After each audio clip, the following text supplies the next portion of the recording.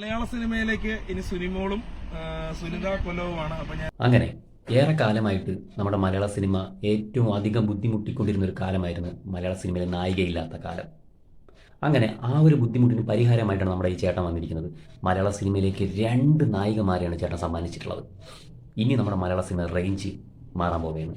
കൊല്ലവുമാണ്. അപ്പൊ ഞാൻ കൊണ്ടുപോകണം മലയാള സിനിമ. പെട്ടെന്ന് വണ്ടി പോകും പെട്ടെന്ന്. അങ്ങനെ ചേട്ടൻ മലയാള സിനിമയിലേക്ക് 2 നായികമാരെ കൈപിടിച്ച് കയറ്റിയിട്ടുണ്ട്.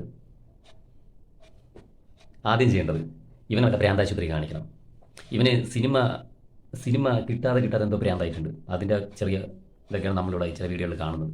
എന്തൊക്കെ ചെറിയ കുഴപ്പമുണ്ട് കേട്ടോ പുള്ളിക്കാരന്. ഇവന് ആദ്യം ആരെങ്കിലും ഒരു മലയാള സിനിമ കാണിച്ചു കൊടുക്ക്, ഇതാണ് മലയാള സിനിമ എന്നൊരു സംഭവം.